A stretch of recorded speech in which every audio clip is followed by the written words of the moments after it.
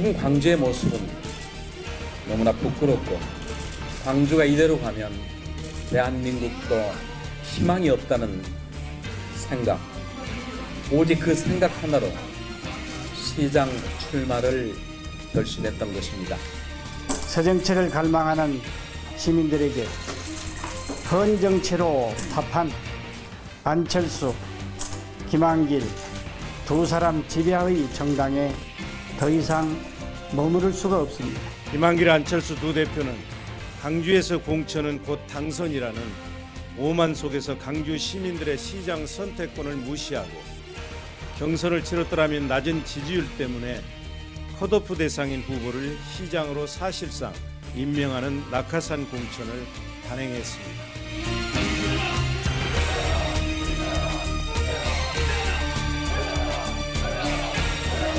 새 정치를 완성할 것으로 기대되는 문장현 후보를 적극 지지합니다. 이런 짓을 해놓고 감히 새 정치라고 꾸며댈 수 있는지.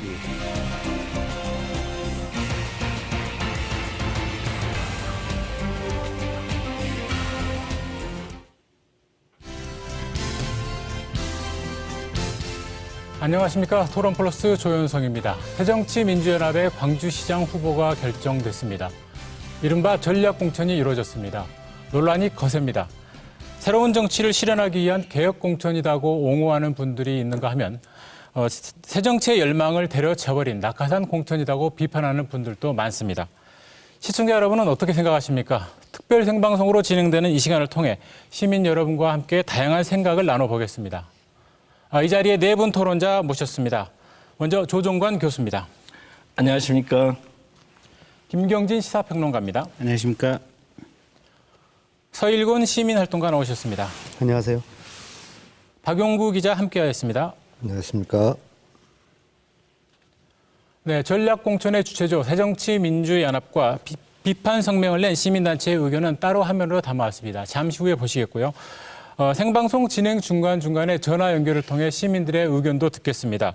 토론을 보시면서 의견이 있으시면 360-2700번과 2701번으로 전화 주시기 바랍니다. 전화번호 다시 알려드립니다. 360-2700번과 2701번입니다. 네, 토론을 시작하기에 앞서 당부 말씀을 드리자면요. 선거를 앞둔 민감한 시기입니다. 뚜렷한 근거가 없는 우혹적이나 지나치게 인신공격이 될 수 있는 발언은 삼가 주시기를 부탁드리겠습니다. 먼저 네 분의 토론자의 기본적인 생각부터 확인하고 가겠습니다. 조종관 교수께서 먼저 발언해 주실까요? 이번 전략공천에 대해서 어떻게 생각하시는지 짧게 말씀해 주시죠. 예, 지난 대통령 선거 패배 이후에 새로운 정권 교체의 희망을 만들어내기 위해서 어찌 보면 정치 개혁을 위해서 열심히 하고 있었던 새정치연합이 민주당하고 합당을 할 수밖에 없게 되었습니다. 그런 가운데에서 이번 문제는 굉장히 어려운 과정이었던 것 같고 고육지책으로 선택할 수 있었던 카드였다고 생각을 합니다. 그래서 저는 이번 공천이 개혁공천이 됐다라고 생각을 하고 또 앞으로 개혁공천이 될 수 있는 방향으로 광주 시민들이 생각해 주었으면 좋지 않겠는가 이렇게 생각합니다. 네, 김경진 변호사 생각은 어떻습니까? 예, 지금 이제 설명하는 것이 전략공천을 통해서 광주의 변화를 이끌어내고 이걸 통해서 대한민국을 바꾸고 그래서 정권 교체 일조를 하겠다 지금 이렇게 설명을 하고 있는데요. 이게 사실은 이렇게 가장 구체적인 방법으로 광주를 바꾸고 대한민국을 바꾸겠다. 사실은 그러면 바꿔야 하는 대상이라고 얘기하는 새누리당도 지금 전국 17개 광역자치단체장 단 한 것도 지금 전략공천을 한 거 없거든요, 보면. 그렇다고 한다면 과연 바꿔야 된 대상이라고 주장하는 그 상대 정당보다 더 나은 게 뭐가 있는지 오히려 바꿀 능력 자체가 없는 것이 아닌지 이렇게 한다면 저는 그렇게 보고 있습니다. 네, 서일곤 본부장께서는 김 변호사 생각을 좀 달리하고 계시죠? 네. 먼저 우리 세월호 희생자 유가족분들께 깊은 애도를 표합니다. 저는 이번 공천이 관료주의에 찌들어서 무너진 대한민국, 이 대한민국을 다시 이렇게 세우는 전략적인 선택이었다고 생각합니다. 그리고 상처받은 우리 광주 시민들의 자존감을 회복하고 무능하고 부도덕한 정권 교체를 위해서 했던 개혁공천이자 광주발 희망뉴스, 희망공천이었다고 저는 그렇게 생각을 합니다. 네, 좋습니다. 박영구 기자는 어떤 견해를 갖고 계시나요? 저는 이 팩트 관계, 사실 관계만 놓고 이야기할게요. 새정치연합의 이번 전략공천이라고 주장하는 것은 한마디로 광주 시민의 정치의식과 역사의식을 철저히 무시한 반민주적이고 반시민적인 폭거라고 생각합니다. 당내 민주적인 의견이나 절차를 깡그리 무시해서 반민주적인 것이고요. 광주 시민들의 의견을 한마디도 묻지 않고 정략적으로 이렇게 이 공천을 내리꽂았기 때문에 이것은 반시민적인 것이라고 저는 생각합니다. 따라서 안철수하고 김한길을 이 두 사람은 광주 시민들께 머리 숙여 사죄해야 하고요. 이 전략공천도 철회해야 된다고 생각합니다. 네, 역시 그 토론자 두 분 생각이 갈리고 있는데요. 그렇다면 이번에는 그 전략 공천을 한 새정치민주연합과 비판 성명을 낸 그 사회단체 입장을 한번 들어보겠습니다. 화면을 통해서 만나보시겠습니다. 윤장현 전략공천은 그 자체가 나쁘다 좋다가 아니라 불가피한 당 지도부의 선택이었지 않을까 이렇게 생각을 합니다. 윤장현 후보는 새로운 지방자치에 걸맞는 후보입니다. 그동안 관료 출신이 우리 광주시의 행정을 이끌어왔다면 이제 자치의 시대, 협치의 시대에 맞는 광주의 비전을 밝힐 수 있는, 그래서 통합과 새정치의 목소리를 낼 수 있는 후보가 윤장현 후보이고, 그래서 윤장현 후보를 개혁 후보고 새정치의 결단이다 이렇게 말씀드릴 수 있습니다. 시민들에게 가장 많은 정보를 줘야 될 분이신데 이 공천 과정에서 경선이라는 게 생략됨으로써 시민들은 이분이 누구신지 어떤 비전을 갖고 있는지 모른다는 것입니다. 특히나 광주가 문제되는 것은 그동안 민주당의 공천은 곧 시장이다. 지금으로 따지면 새정치민주연합의 공천은 시장으로 갈 공산이 가장 크다라는 것이죠. 그렇다면 결국은 모르는 상태에서 전략공천된 후보가 시장이 된다라는 것은 결국 시민들의 알 권리가 보장되지 않았다라는 것도 지적하고 싶습니다. 네, 역시 양쪽의 입장도 평행선을 달리고 있는 것을 확인할 수가 있었습니다. 이제부터 좀 더 그 심도 있는 토론에 들어가 보도록 하겠습니다. 조 교수께서는 이번 그 전략 공천을 피할 수 없는 공천이라고 이렇게 보고 있지 않습니까? 예, 그렇습니다. 그 구체적인 이유들을 한번 말씀해 보실까요? 그러니까 모든 정치행위라는 게 다 맥락이 있는 거죠. 그 전에 흘러온 과정들이 지금 이 과정을 이제 예비할 수밖에 없었는데요.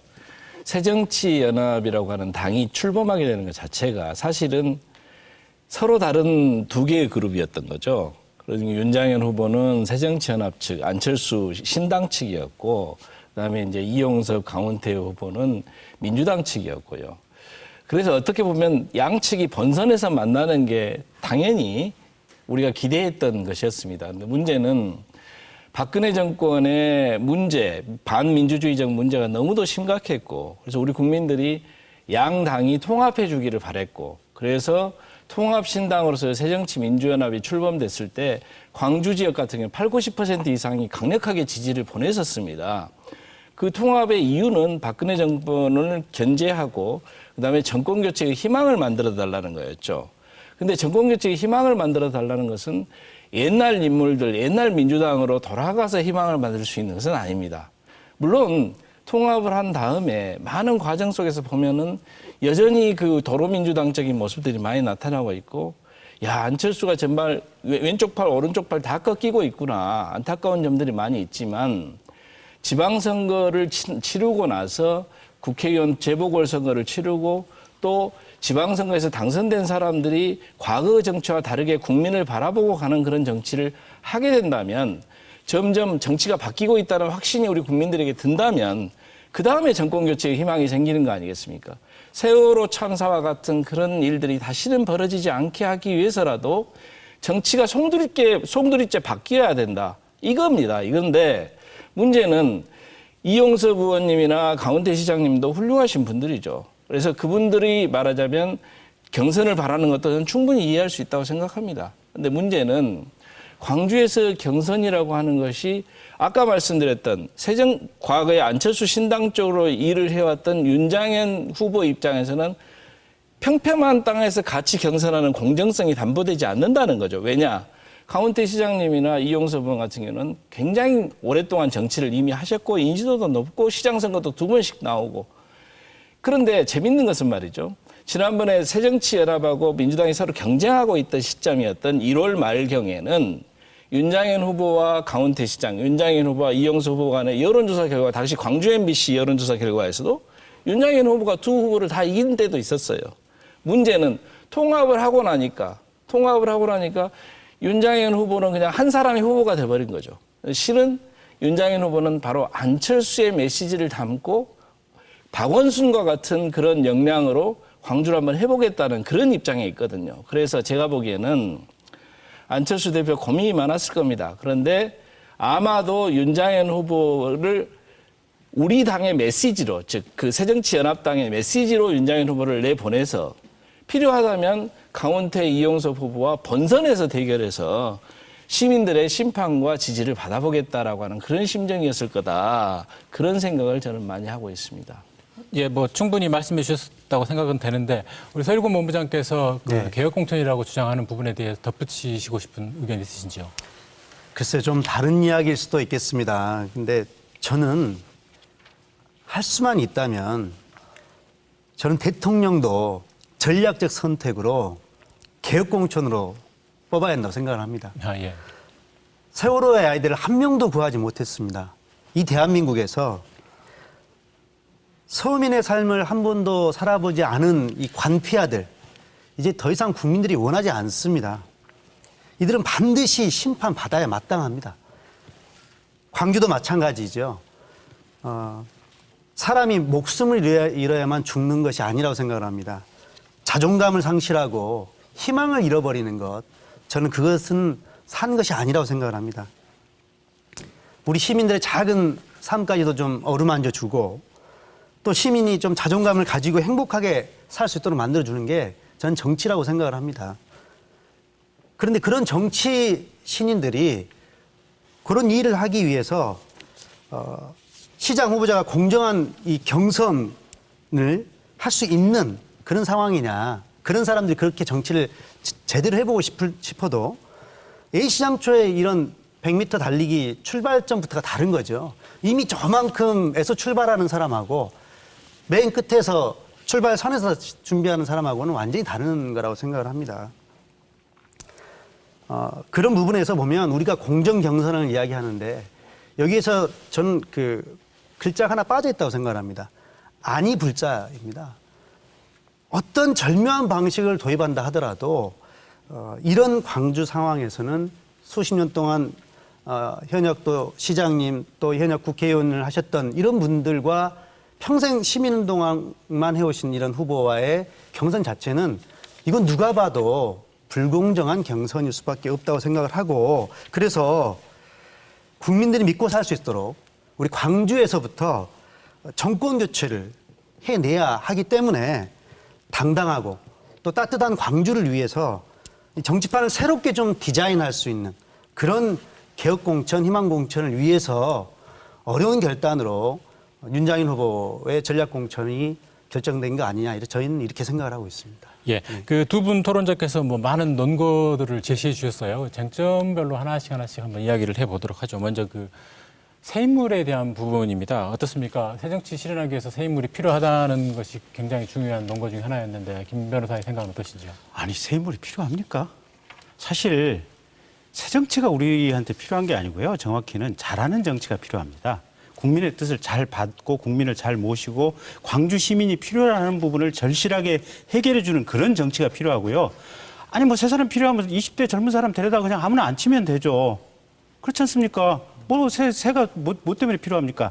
다만 이게 새 정치라고 필요한 것은 과거에 오랫동안 무슨 일을 하나의 일을 오랫동안 하다 보면 그 일에서 뭔가 부패 구조가 생기다 보니까 이런 부패 구조를 제거하기 위해서 뭔가 좀 새물이 필요하다. 이런 측면에서는 새물이 필요할지는 모르겠지만 어쨌든 근본적으로 새로운 것이 딱히 좋다. 새로운 것이 정말 뭘 잘한다. 이렇게 얘기할 수는 없는 겁니다.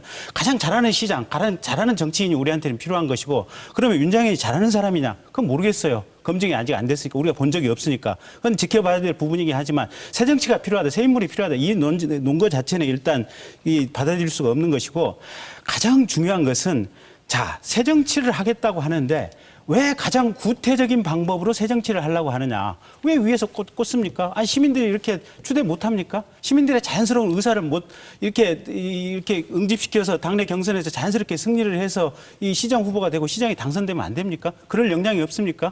아까 조정관 교수님이나 서 본부장님 말씀하시기를 지금 뭐 기울어지는 운동장이다. 그래서 이 윤장현 후보가 도저히 당선될 수 없는 구조다라고 얘기를 하셨는데 저는 그 얘기도 이게 말이 안 되는 소리라고 생각하고 있습니다. 이게 얼마나 웃기는 얘기냐면 자, 불과 한 3주 전쯤인가요? 국회의원 5명 지지선을 하지 않았습니까? 자, 국회의원 5명 하면 광주 전역에 국회의원이 8명인데 그중에 1명이 지금 통합진보당이고 나머지 7명이 지금 새정치민주연합 소속 국회의원들입니다. 그 7명 중에 1명은 이용섭 의원이고 이제 남은 사람이 6명인데 6분의 5가 윤장현 후보를 지지를 했습니다. 그러면 사실은 윤장현 후보가 광주 시내에서 최고의 조직력과 최고의 지지를 받는 후보라고 말씀드릴 수 있어요. 근데 그런 후보가 무슨 자신감이 없길래 도대체 그냥 전략공천을 해버리는 건지. 자, 보십시오. 새누리당 같은 경우도 자, 대구시장 후보 보는데도 친박계 지명할 수도 있지만 절대 그거 안 하지 않습니까? 전략공천 안 하지 않습니까? 배후에서 누군가가 이렇게 도와주는 형태로 해서 뭐 이렇게 경선 과정에서 도움을 준다. 그건 뭐 어떤 정치공학적으로 있을 수는 있겠지만 그것도 바람직하지는 않지만 대체로 그렇게 한단 말입니다.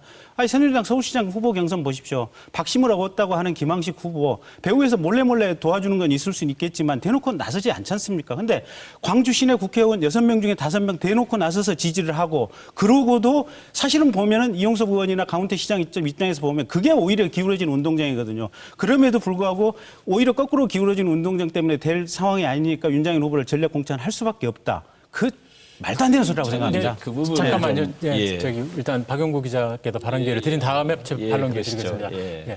저도 이야기를 좀 해야 되겠습니다. 저는 이 원죄라고 하는 게 있다고 봅니다. 그러니까 그냥 제가 물어보고 싶어요. 이게 안철수에게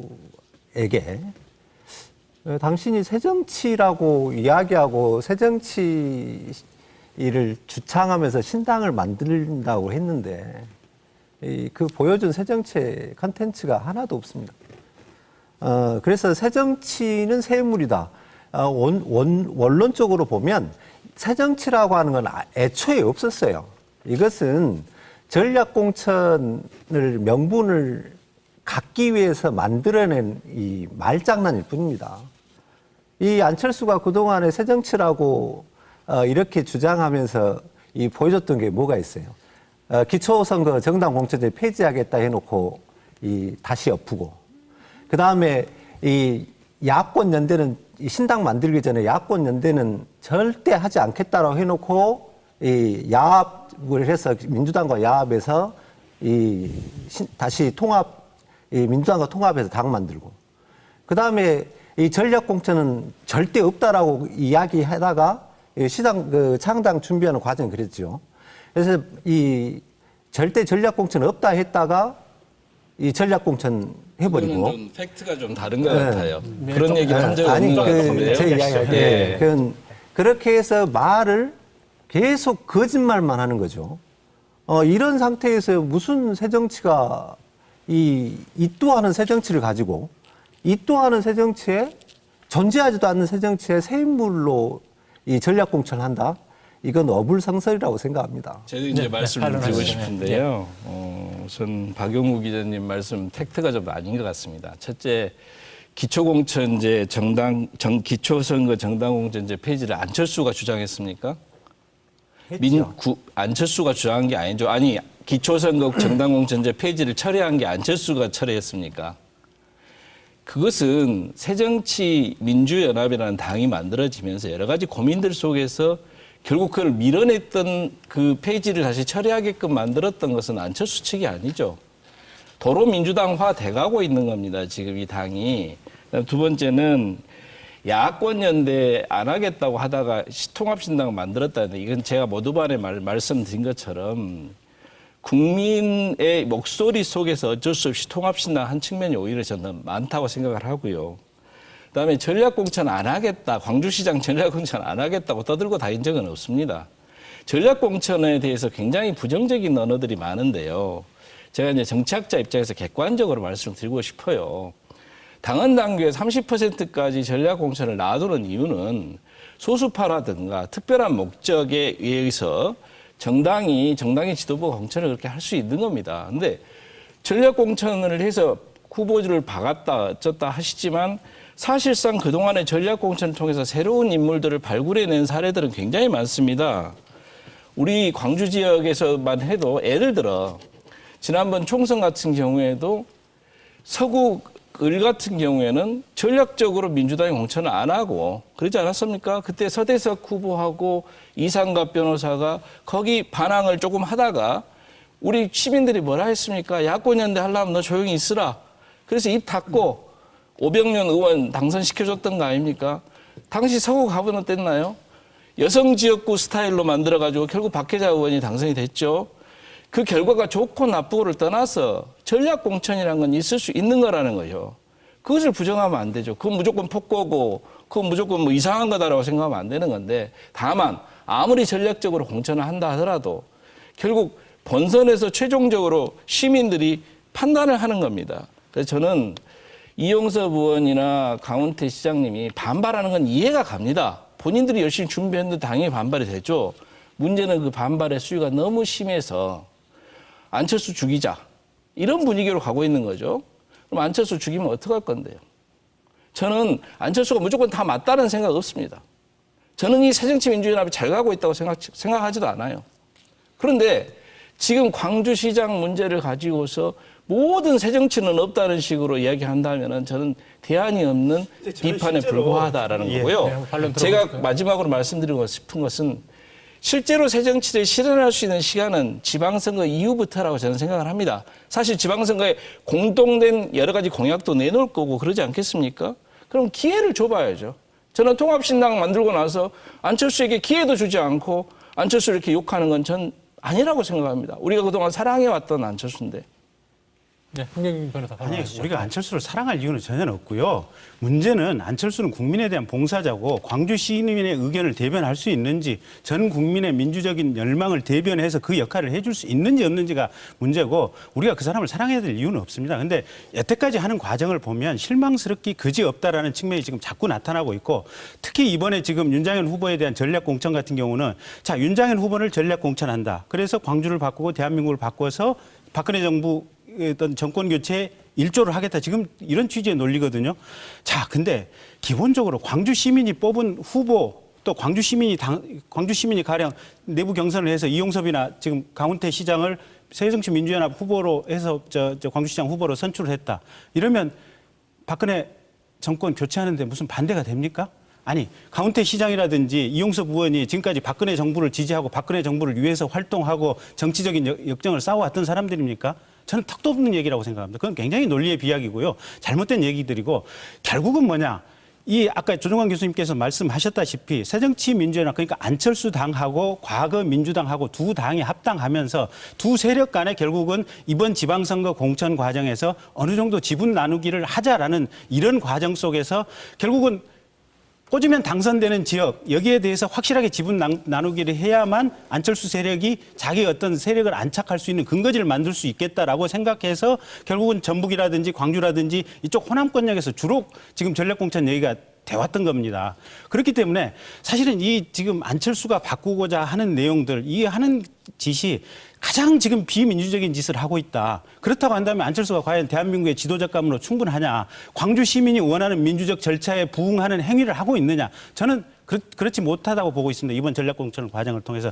예. 그래서 이 상황이 지속된다면 지금 이미 안철수 대표에 대해서 광주 시민들이 지지를 아마 상당히 철회해 가고 있는 분위기인데 앞으로 그 철회의 정도가 굉장히 더 빨라질 것 같고 심지어는 안철수 대표가 2017년 대선에서 새정치민주연합 내의 대선 후보가 못 될 가능성도 높다. 저는 그렇게 보고 있습니다. 예, 상대편 이제 토론자 얘기는 하시는데 공감하는 부분도 있습니다. 안철수 씨는 일명 뭐 찰스라고 하던데 안철수 씨는 가왕 조용필 씨가 아닙니다. 무슨 말씀이냐면 대단한 슈퍼스타가 아니란 말씀입니다. 안철수 씨는 안철수 현상의 한 그 주인공일 뿐이고요. 한 그 현상의 하나일 뿐이고 저는 오히려 안철수는 가왕 조용필이 아니고 붉은 악마였다고 생각합니다. 2002년도 우리 월드컵 때 그 수많은 국민이 빨간 옷을 입고 나와서 월드컵 응원을 했던 정말 뭔가 바꿔보고 싶고 뭔가 열망을 표현하고 싶었던 그 통로이자 전 대변 통로였다고 저는 생각을 하거든요. 그런 측면에서 봤을 때 우리가 너무 좀 일찍부터 지금 제가 안철수 씨 이야기를 하면서 대선 뭐 주자 이야기까지 나오는데 지금 우리는 광주 이야기하는 겁니다. 광주 이야기를 하는데 안철수 씨가 어떤 뭐 공당의 어떤 대표로 있는 사람이 개인이 모든 걸 결정을 해가지고 개인이 광주 사람들 운명까지 결정하는 것처럼 저는 그렇게 받아들여지는 거에 대해서 굉장히 반대합니다. 우리의 운명 우리가 결정해야 되는 거고 그런 측면에서 저희는 우리의 문제를 우리 주관적인 입장에서 주체적인 입장에서 이야기를 좀 더 풀어갔으면 좋겠습니다. 예. 그 광주가 변화의 진원지가 돼야 된다라는 입장이시고요. 여기는 전혀 그렇지 않다라는 건데 그 부분에 대해서 박 기자 생각은 어떠신지요? 이 전략이나 개혁이라고 하면 그 내용이 담보가 돼야 됩니다. 그렇죠. 그런데 내용이 담보가 돼야 돼요. 그런데 이번에 광주라고 하는 곳이 우리 김경진 변호사가 이야기를 했듯이요. 광주는요, 그동안의 대선에서, 그동안의 총선에서 그동안의 어떤 정권교체의 열망, 이걸 90%에 가까운 지지를 보냈던 지역입니다. 그런데 광주라고 하는 소위 말해서 그 민주주의의 어떤 성지인 광주에서 무슨 개혁과 전략을 가지고서 이 오만하게 윤장현 후보가 이 개혁적인 인물이다 또는 이 전략지가 돼야 되는지 저는 도저히 납득할 수가 없어요. 어떻게 윤장현 후보가 오만하다는 말씀이십니까? 아니면 윤장현 후보가 전략이나 개혁은 내용을 담보해야 돼요. 내용을. 내용성을 담보해야 돼요. 예를 들어서 이 광주라고 하는 곳에 이 사람을 반드시 당선시켜야만이 정권 교체를 이룬다거나 지방 승리의 어떤 그 확실한 교두보를 확보한다는 어떤 정확한 명분과 근거가 있다면 당연히 전략에 찬성하고 개혁 공천이라고 할 수도 있지요. 그런데 광주는 그동안에 보여줬던 어떤 이 의식으로 보거나 역사 의식으로 보거나 단 한 번도 이 정권 교체의 희망을 놓아본 적이 없는 도시입니다. 그런데 그곳에 이 광주 시민의 선택권을 무참히 짓밟은 거죠. 잠깐만요. 토론 원활한 진행을 위해서 쟁점을 좀 바꿔보죠. 지금 저희가 토론 중간중간 시청자 전화를 받고 있는데 시청자 전화 대부분은 이번 그 전략공천이 시민 선택권을 박탈한 폭거다. 그런 쪽으로 의견이 많다고 지금 전해져 오거든요. 자, 이 부분에 대해서 어떻게 생각하시는지. 제가 이 말씀 드리고 싶어요. 이번 전략공천 발표가 나고 나서 광주 시내 전역에 거의 똑같은 형태의 플래카드가 쫙 걸렸습니다. 낙하산 공천 뭐 등등. 시민들의 의견을 물론 반영한 것이기도 하겠지요. 그런데 제가 보기에는 일정한 단체들이 일정하게 의견을 교류해가지고 일정하게 불법적 현수막들을 막 그은 겁니다. 그리고 그런 일들이 계속되고 있습니다. 광주 정치, 아까 두 분은 굉장히 긍정적으로 얘기를 하신 것 같아요. 제가 보기에는. 그런데 광주 정치 과거에 어땠나 한번 생각해 봅시다. 2002년도에 광주시장 경선을 처음으로 했습니다. 당시 새천년 민주당이. 이정일 후보라는 분이 당선은 됐습니다. 당시 선거인단 모집해가지고. 그런데 돈을 많이 뿌려가지고 걸려가지고 잘렸어요. 다시. 최고위원회에서 급거 당시 박광태 시장을 공천해버렸습니다. 그런 사건이 있었어요. 2002년도에. 2006년도는 열린우리당하고 경쟁하는 상황이었기 때문에 그럭저럭 넘어갔습니다만 다시 2010년도 시민공천 배시번제 50%, 당원 전수 여론조사 50%로 광주 경선했습니다. 어떻게 됐습니까? 이용섭 후보는 시민공천 배시번 부분에서는 높은 점수를 받았지만 여론조사에서 많이 밀려가지고 0.45% 차이로 강원태 후보가 당선이 됐는데 그때 당시에 여론조사 과정에서 상당히 문제가 많아가지고 모 신문사의 사주가 도망을 가고 이용섭 후보는 재심 청구를 하고 난리가 났었습니다. 광주 경선 2002년이든 2010년이든 한 번도 지방선거에서 광주 경선이 곱게 끝난 적이 없다는 겁니다. 이번 선거는 또 어떻습니까? 이용섭 후보 측, 강원태 후보 측에서 다양한 형태로 여론조사 노력하고 있고 조직 대단하고 우리 시민들 모르시는 분들 없습니다. 자, 그런 상황을 보아야지 만약에 경선을 하면 무조건 그것은 시민이 참여하는 것이고 경선을 안 하면 그건 무조건 시민이 참여하지 않는 것이다. 저는 웃긴다고 생각합니다. 만약에 경선을 해서 셋 중에서 한 사람만 선택하고 아까 말씀하신 것처럼 90%는 새정치연합 다 찍어라. 이 방식보다는 저는 오히려 새정치민주연합에서 내세울 수 있는 새로운 메시지, 새로운 카드를 내놓고 그리고 불만 있는 분들은 또 바깥에 나가서 그래서 현실적으로 직접 시민이 투표로 결정할 수 있는 그런 선거가 되었다는 차원에서 저는 긍정적으로 볼 수도 있다. 이렇게 말하고 싶어요. 자, 제가 반론 좀 드리겠는데요. 자, 광주 시내 전역에서 프랑카드가 붙고 있다. 전략공천을 반대하는. 그래서 무슨 교회 단체들이 또는 특정 후보들의 사주를 받은 단체들이 프랑카드를 붙인 거 아니냐. 불법 프랑카드. 그거 불법일 수 있겠죠. 그리고 뭐 이용섭 후보 측이나 아니면 강원태 후보 측에서 은근히 그걸 사주했을 수도 있을 겁니다. 근데 중요한 포인트는 그게 시민들의 정서하고 맞아 떨어진다는 얘기예요. 저도 프랑카드 가다가 보면 박수 쳐요. 저거 뭐 누가 붙였는지 모르겠지만 딱 내 마음 그대로 대변하네. 딱 그 얘기예요. 그 얘기를 하고 싶은 거고. 자, 두 번째 경선의 부작용에 대해서 여러 가지 얘기를 하셨어요. 자, 4년 전 경선의 부작용.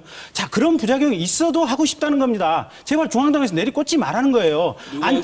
아니 제 생각이 그렇다는 겁니다. 그러니까 제 얘기 좀 들어보셔요. 예. 자, 4년 전에 이용섭 강원태 간에 치열하게 싸웠고 그때 뭐 서로 간에 뭐 징역 간 사람도 있었어요. 그런 부작용이 있다고 하더라도 그럼에도 불구하고 경선하는 게 훨씬 낫다는 겁니다. 자, 경선 선거인단 동원 분명히 있습니다. 강원태 측에서도 동원을 할 거고 이용섭 측에서도 동원을 할 거고 했다고 한다면 윤장현 측에서도 국회의원 5명을 통해서 동원을 했겠죠. 그 동원이 있다고 하더라도 어쨌든 일부는 자발적으로 시민들이 참여를 하고 그 일부는 아마 또 동원된 사람이라도 그 과정을 통해서 광주 시민들의 의사가 이 당내 경선 과정이 확보가 된다는 겁니다. 왜 위에서 꽂아야 되는데요? 자, 그다음에 마지막으로 지금 박원순 시장 지금 윤장현 후보가 박원순 시장하고 비슷하다. 광주의 박원순이 될 것이다. 저는 그 얘기 자체도 조금 덥더라합니다.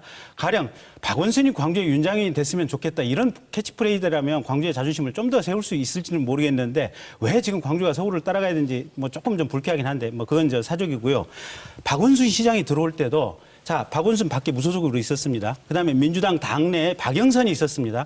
그때 당내 박영선 지금 각 서울시당 48개 지역당 위원회에 48개 각 하나당 2,000명씩 선거인단을 모집해라. 결국 그때 선거인 30 했지 않습니까? 여론조사 30%, 그다음에 TV 토론 후 그 공론 여론조사 30%, 그다음에 현장 참여 투표 40% 이런 형식으로 했었거든요. 그때 이 마지막 40%를 위해서 각 당에서 2,000명씩 동원하라고 민주당에서 명을 내렸었어요.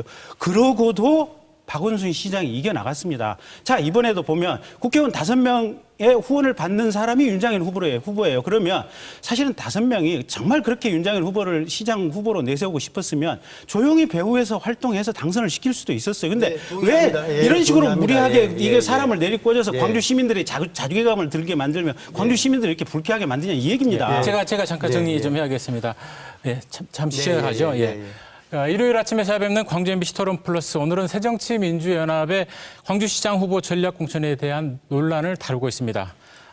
앞서 그 시민들의 의견도 전화로 연결해 보겠다고 했는데 지금 연결돼 있는 것 같습니다. 여보세요? 여보세요? 네. 어디 사시는 누구신지요? 간단하게 자기 소개 좀 부탁드리겠습니다. 네, 광주의 남구에 사는 박담수입니다. 예. 네. 저는 전략 공천을 찬성합니다. 국민의 열망인 부정부패 척결과 정치개혁 및 쇄신은 뒷전이고 기득권 유지와 탐욕으로 치부하려는 기존 정치권의 물갈이를 할 수 있는 방법이라고 판단되기 때문에 찬성을 하고요. 예. 설리라고는 하더라도 전임 시장님도 그랬지만 현재의 시장님도 언론 보도에 의하면 도덕성에 결함이 있다고 보아집니다. 그래서 이제는 능력보다는 자질과 도덕성이 중요시 되므로 새로운 인물로 바뀌었으면 하는 생각에서 이번 강주시장 전략공천을 찬성하고 아울러 호남 정치인들 각성해서 야당다운 야당이 되기를 바랍니다. 고 김대중 대통령께서는 서슬퍼런 독재자들과 목숨 걸고 투쟁하여 민주주의를 일으켰듯이 부패의 전쟁을 해서 부패와 반부패에 대한 차별화된 정치를 하여 전국 정당이 되기를 바라고 지금 민심은 못 살겠다 갈아보자 썩은 정치 뿌리 뽑자 60년대의 구호가 나올 정도로 정치권 자체에 대한 불신이 아주 큽니다. 정말 전략공천 대단히 잘한 겁니다. 예, 알겠습니다. 조금 전에 전해진 발언은 그 전략 공천에 대한 반대 의견이 되게 높다고 이렇게 저한테는 전해져 왔는데 일단 첫 번째 시청자분께서는 전략 공천이 필요하다, 잘했다라는 의견인데요. 예. 자, 그러면 여기서 또 다른 분 전화 연결해 보겠습니다. 예, 여보세요? 네, 안녕하세요. 예. 예, 어디 사는 누구신지요? 하시는 일은요? 네, 북구 우남동에 살고 있는 29살 박성민이라고 합니다. 예, 어떤 입장이십니까? 어떤 생각을 갖고 계십니까? 제 또래는 거의 정치란 단어에 부정적이거나 무관심해요. 근데 정치가 굉장히 중요하니까 전 관심이 많거든요. 예. 근데 이번 연휴 전날 밤에 전략공천 발표했잖아요. 근데 너무 어이가 없었어요. 예. 어떻게 이런 게 전략이죠? 전략공천은 누굴 위해서 하는 거예요? 아니, 묵묵하게 민주당만 지지해주던 광주 시민들 여론이랑 입장은 전부 무시하고 정작 광주에 대해서 아무것도 모르고 해준 것도 없는 두 당대표 욕심을 위해서 갖다 바치는 겁니까? 예. 아니, 3명 다 전략공천 없이 경선하겠다고 발표까지 했는데 왜 당대표들이 나서서 전략공천하고 분란을 일으키는 겁니까? 그것도 다른 두 후보 80%에 비해서 15%도 안 나온 사람 낙하산 공천하고 지금까지 잘해오던 분들 쫓아내다시피 했잖아요. 지금같이 어려운 광주 상황에서는 진짜 확실하게 검증된 실력이랑 그 어디에 내놔도 자랑할 만한 청렴함 이 두 가지 모두 갖춘 호남을 대표할 시장이 필요하다고 생각해요. 아니 강훈태 후보님이야 당연히 뉴스에서 많이 봤고요. 그리고 이용섭 후보님은 서울에 있는 제 친구들까지도 알 정도로 훌륭하다고 들었어요. 예. 네. 뭐 여기서 특정 후보 지지하는 듯한 발언은 피해 주셨으면 좋겠고요. 예. 그런데 이번에 전략 공천 받은 윤장현 후보님은 실력은 전혀 검증되지 않았잖아요. 예. 그 두 대표님들 더 이상 손쉽게 말 잘 듣는 광주 사람들이라고 생각하지 말았으면 합니다. 말을 하면서 화가 더 나고 답답해지면 부디 한시라도 빨리 이용섭 후보님이랑 강훈태 후보님이 여론조사를 통해서 단일화하고 큰 착각에 빠져있는 현 정치 지도부에게 당당한 광주의 힘을 보여줬으면 좋겠습니다. 예, 알겠습니다. 선생님 말씀 여기까지 듣겠습니다. 예, 좀 표현이 거친 부분도 좀 있는 듯 싶은데요. 자, 제가 좀 아까 한 말씀을 올리려고 말했습니다만. 토론 계속 이어가겠습니다. 예. 방금 이제 29세 청년이 그 전화를 주셨는데 저는 굉장히 고무적입니다. 저도 사실 요즘에 젊은 청년들과 공익 사업을 많이 하는데 사실 청년들이 정치에 관심이 없습니다. 물론 기성 정치인들의 책임이 크다고 생각을 합니다. 그렇지만 또 젊은 사람들이 선거에 또 정치에 관심을 많이 가져야 되는 것은 자기 삶의 문제이기 때문에 결국은 그것 또한 저는 이제 터부시할 수 없는 문제다라고 생각을 하는데요. 방금 이제 이 젊은 시청자가 전화를 주셨으니까 좀 전에 우리 이제 김경희 변호사께서 그 현수막 이야기 그게 어찌 보면 시민들의 마음 아니냐 박수 쳤다 이렇게 이야기하시는데요. 봉선동하고 그 남구 일대에 붙였던 현수막 중에 괴수 안철수, 윤장현 이런 표현의 현수막이 있었습니다. 그 현수막을 SNS에 누가 올리셨는데 그걸 보고 젊은 20대 청년들이 뭐라고 하냐면 일베 같다 이렇게 표현을 합니다. 광주의 일간베스트 일베 충들이 출연을 한 겁니다. 이거 말도 안 되는 거죠. 광주가 어떤 도시인데 홍우라고 광주를 이야기하는 그런 일베와 같은 그런 문구 아니 정당하게 본인들의 생각을 논리정연하게 또는 간결하게 표현해서 우리 방금 이 시청자처럼 이야기해주면 얼마나 좋습니까? 그리고 자기 명의도 밝히고 근데 명의도 이상한 뭐 무슨 뮤지션 동아리 전혀 실체도 없는 그런데 괴수 안철수 윤장현 이런 식의 표현을 가지고 이건 광주를 스스로 욕보이게 하는 거라고 생각을 하고요. 이런 건 절대 저는 어떤 정치 어떤 선거에서도 있어서는 안 된다고 생각을 합니다. 그리고 또 한 가지만 또 말씀드리면 저는 이제 우리 그 박영구 기자께서 개혁성 이야기하셨는데 저는 윤장현 후보가 우리가 찾는 완벽한 개혁 후보라고 생각하지는 않습니다. 완벽한 것은 저는 없다고 생각을 합니다.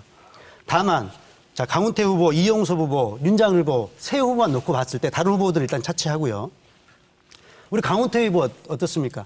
5번에 걸친 검찰 수사 받았지 않습니까? 예, 6번. 예. 그리고 세 번에 걸쳐서 공무원들 구속되셨고, 총인 비리 또 무슨 세계 수용소수권대 공문서 위조, 그 다음에 아들 게이트라고 하던데 gemco 사기 사건.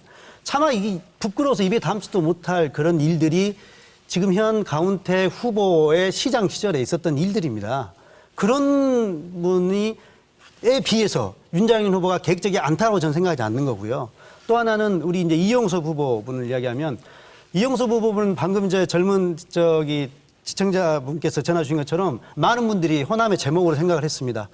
국민의 정부, 참여정부 시절에 장관까지 가시고 국세청장 하시면서 저희랑 행사도 사실은 공익적인 행사도 많이 하셨고 여러 가지 좋은 일들 하셨죠. 근데 그런 분들이 중앙정치에서 호남의 몫을 당당히 좀 감당해내고 그렇게 해서 호남의 인재로 좀 자라기를 바랐는데 이분이 지난 선거 때 모르겠습니다.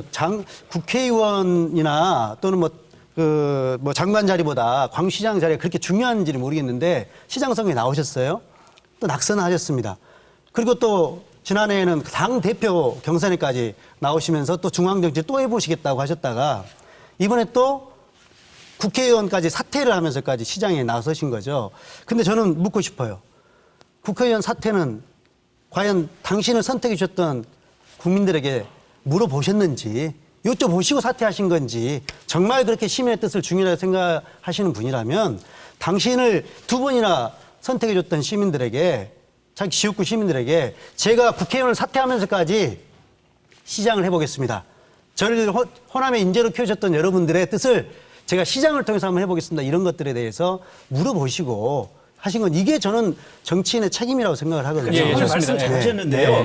시민의 뜻을 물어야 된다는데 시민들이 바라는 게 제발 그거예요. 니들 멋대로 중앙에서 꽂지 말고 시민들의 뜻 좀 물어봐 달라라는 것이 지금 전략공천에 대해서 불쾌하게 생각하는 이유예요. 이용석 의원 자 국회의원 사퇴하면서 시민의 뜻을 안 물어봤다고 지금 비판하시는 거 아니에요? 좋습니다. 그러면 시민들이 거기에 대해서 이용섭이 니 멋대로 사퇴했으니까 시민들이 이렇게 심판할 수 있는 기회를 우리가 갖겠다. 이게 지금 전략공천에 대해서 비판하는 근거입니다. 자. 전략공천을 윤장현 후보가 달라고 애걸복걸했습니까? 아니 결과적으로 지금 그렇게 보이지 않습니까? 아니, 그건 보이는 아니 것이지.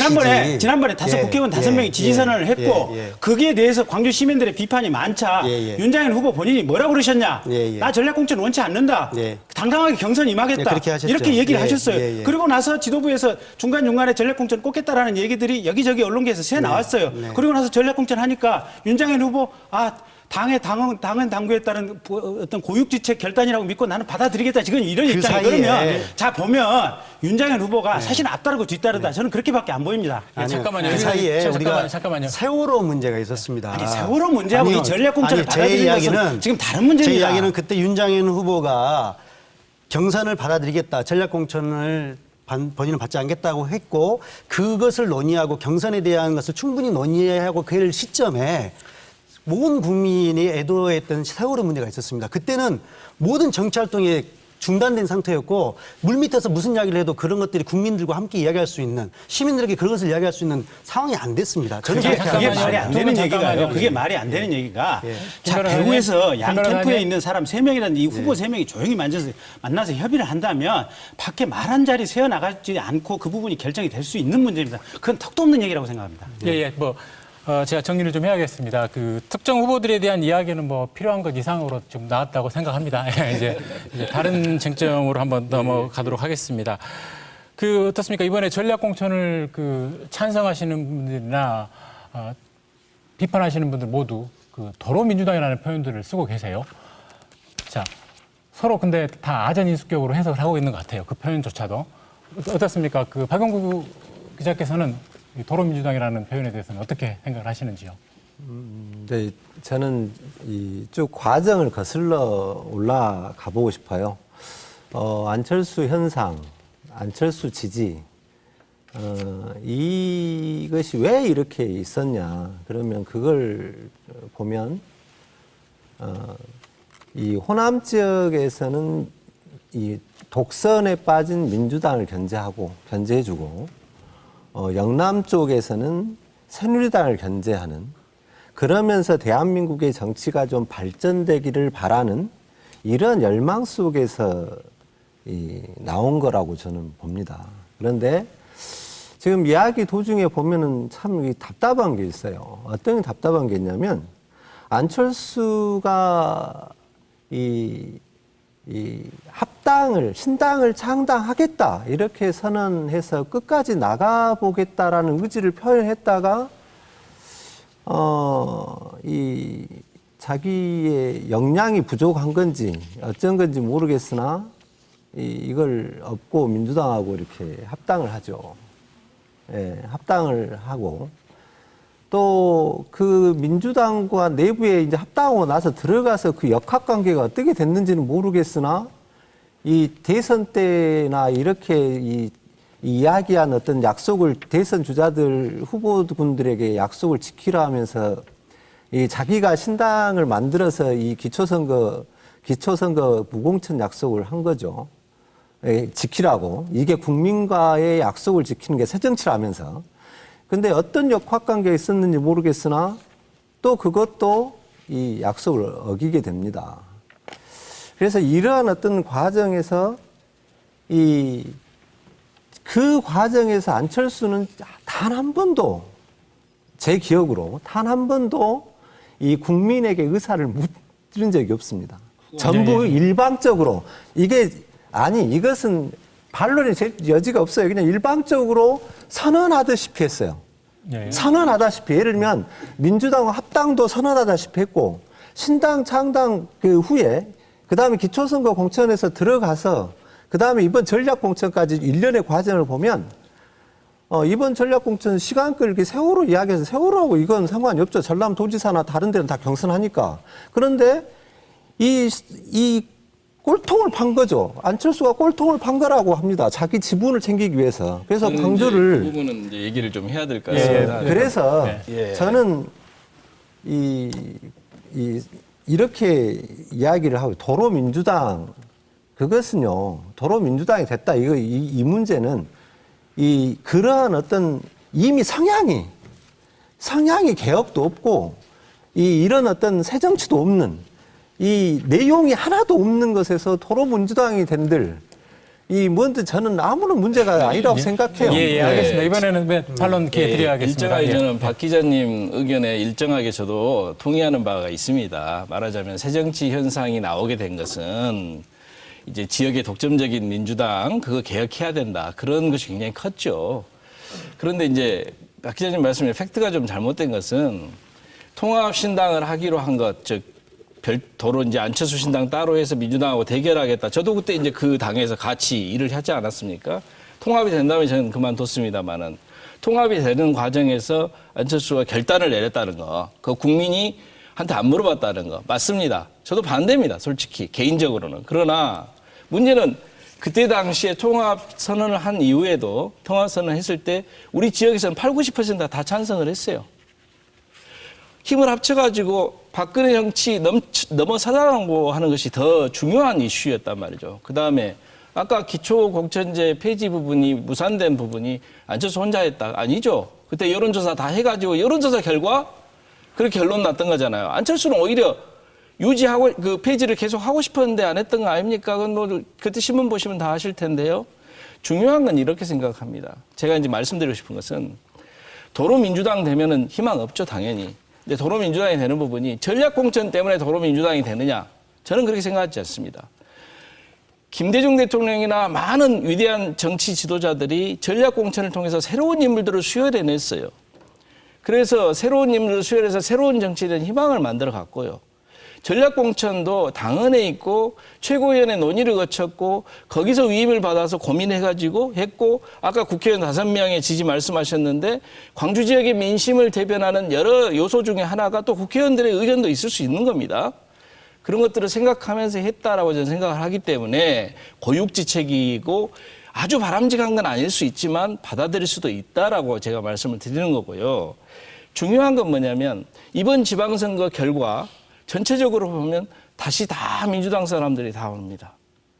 그게 도로 민주당이죠. 사람이 바뀌지 않고 어떻게 새로운 정치를 합니까? 그러면 새로운 정치, 우리가 지향하는 새로운 정치가 뭐냐? 그게 이제 아까 서일권 선생님 말씀하신 것처럼 시민하고 소통하는 거죠. 그런 면에서는 전략공천은 그 모순이잖아 라 말할 수 있습니다. 저도 그렇게 생각합니다. 어떤 면에서는. 그러나 그 시민하고 소통하는 정치를 하기 위해서는 이 사람이 합당하니 제가 한번 추천하랍니다. 우리 당에서 한번 추천하랍니다. 시민들은 별로 원하지는 않았는데 추천하랍니다. 그러면 시민들이 이제 판단해야 합니다. 그 추천을 받아들일지 아니면 강원태 후보나 이용섭 후보를 선택할지. 그래서 저는 본선이 세 사람 싸움으로 가면 너무 재밌을 것 같아요. 시민들이 드디어 선택하는 겁니다. 여기서 새정치, 아까 내용도 없는 새정치를 하셨는데 그럼 내용도 없는 새정치라는 것을 내세우고 있는 윤장현하고 아니면 기존에 탄탄하신 두 분 장관님들하고 중에서 선택하시면 되지 않겠나요? 예, 좋습니다. 이제 이 부분을 이렇게 하시죠. 방금 이제 시민과의 소통 부분 이야기했고요. 이미 이제 발생한 일에 대해서 이야기는 충분히 했다고 생각합니다. 시간도 그렇게 넉넉하지 않고요. 좀 미래지향적인 이야기를 해보자면은 이제 앞으로 그 광주시장을 뽑는 그 기준 어떻게 돼야 될까요? 우리 조 교수께서는 소통 부분 이야기했고 선택의 폭이 오히려 넓어졌다 얘기하거든요. 우리 김경진 변호사께서 생각하시는 선택의 기준은 무엇이 돼야 될까요? 아니 그 소통하는 시장감을 도대체 가장 독재적인 방법으로 뽑는 것이 나는 이해가 안 가고요. 진짜 코미디 중에 코미디라고 생각을 하고 있고요.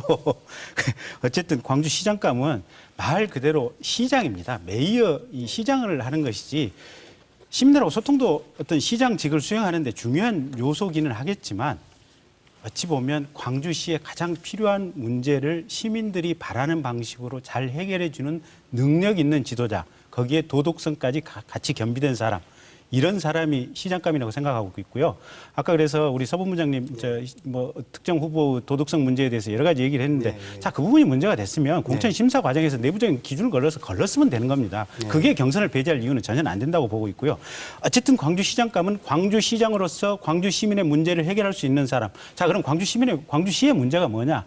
결국 우리가 매번 하는 게 현재 지금 일자리가 부족하다. 그다음에 경제적으로 어떤 리소스가 여러 가지 부족해서 전국적으로 낙후돼 있다. 그래서 중앙정부와 어떤 네트워크를 잘 활용해서 예산을 많이 따오고 지역에 필요한 사업 또 지역민을 위한 어떤 민생 사업을 잘 해줄 수 있는 사람, 이런 얘기를 우리가 평소에 하고 있지 않습니까? 그러면 그런 역할을 할 수 있는 사람, 그런 역할을 제일 잘 하는 사람, 그리고 비교적 검증된 사람이 공천을 받아서 당선이 되면 우리가 조금 더 안심하고 할 수 있겠죠. 근데 제가 볼 때는 일부는 검증이 돼 있는 것 같고 일부는 지금 앞으로 검증이라고 할 수는 없고 지켜봐야 될 부분인 것 같고 조금 그런 것 같고요. 그다음에 또 한 가지가 자, 이용섭 강원태가 밖에 나가서 출마를 했기 때문에 이 본선이 볼만해지지 않느냐. 볼만해집니다. 시민들 입장에서는 좋긴 합니다. 근데 문제는 광주 시민들이 지금까지 여태까지 어떻게 보면 새누리당이라든지 한나라당 이 보수 정당에 대한 반대 세력 때문에 반대의 어떤 적대감 때문에 민주당 계통의 진보 정당에 대해서 그냥 심정적으로 페이버를 30 내지 50을 저절로 줍니다.